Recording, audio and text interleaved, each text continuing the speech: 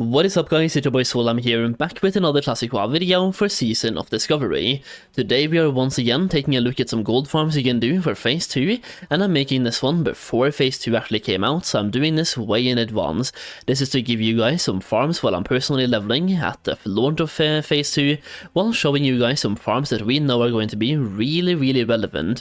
This is going to be episode number 7 in this video series, and these gold farms are absolutely amazing to do in Phase 1. Well, Phase 2. They are going to be really good to do in Phase 2, and you can do them while leveling. You can do them while leveling, or you can come back and do them at level 40. I will say that every single video in this video series, including the last 3, are available in early access in my gold making guide. So if you had this guide, you would have had access to all of these videos before Phase 2 came out, plus I'm going to be giving you early access to most of my gold making videos in Phase 2 as well. In Phase 1 we had over 20 videos in early access, and we're going to continue that trend into Phase 2. If you want to maximize your gold making potential in Phase 2 and support me at the same time, definitely get that guide. The link will be down below in the video description, so there we go. That's pretty much it. Now let's get into the farms. The farms for today all takes place in Rothi Highlands, and we are basically doing 3 different farms in around the same place, so you can keep going back and forth. You can do the one that works the best for you, or just test them all out and see which one gives the best gold per hour for you personally. For me, the best one has been the fire elementals over here at the burning exiles over here in Rothi, and just to show you all the farms, here we go. That's a map for you. So pick a farm based on this map and go and test them out and see which one has the best potential. For me, if I have all of them to myself, then the fire one has always consistently been the best one in gold per hour, but it's also the most contested one. So if there's more than 2 people at the fireplace, it's pretty much not worth doing. It's only worth doing if you're either solo or maximum 2 people.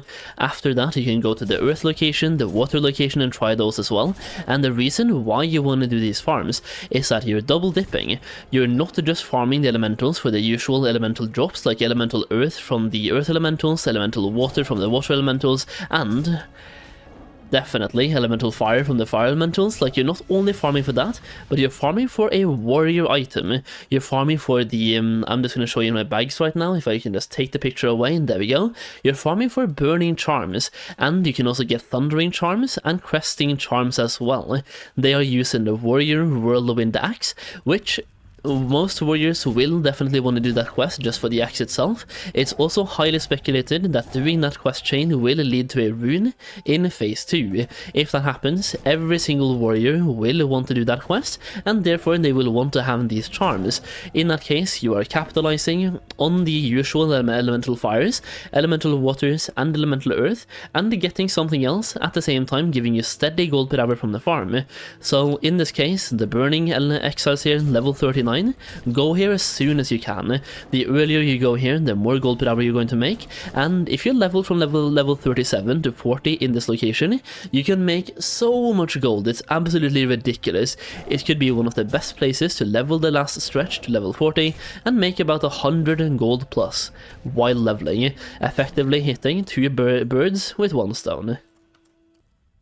Now, if you really want to min-max your gold per hour here, it is worth noting there's 1 iron vein at the farm itself, and 1 iron vein slightly south of where I am.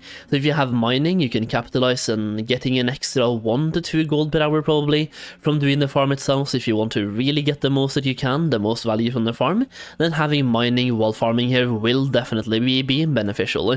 Also having herbalism, because you're going to be running a little bit, could also be beneficial to you, especially if you're trying all the farms, running between every single one. Then you can find some herbs, mining veins, and everything else in between. So once again, my suggestion here is to try every single one out. If the fire one is available, that's usually the highest gold per hour value from that one, but also the water one, definitely worth doing, and the earth one is also worth doing, and you're doing it for the warrior quest. And the fact that we have 3 farms this close together, all centered around the same topic, farming elements, and also the warrior thing, is that we have 3 farms in the same zone. That way, if one of them is overpopulated, you can go to another one without having to swap zones. The thing is, when you have 1 farm in one zone, and let's just say you were trying out only the fire farm, and if that didn't work out, your backup farm is in Stranglethorn Vale, that is a 10-minute flight to check out farm number 2.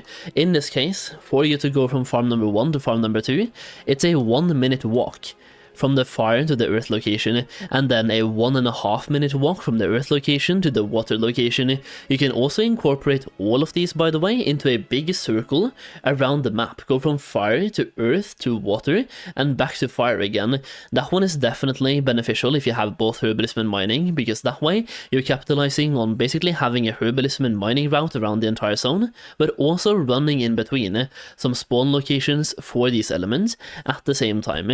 Either way, that's the video for today. I'm not going to drag it out any longer than it has to be. Just 3 really good farms in one zone that you can do in several different ways. So go and test them out when phase 2 comes out. Alternatively, level the last stretch to level 14 by doing these farms and get some gold while doing it. I hope these farms help you get rich in phase 2. And yeah, thank you so much for watching. I'll see you again in the next video. Peace.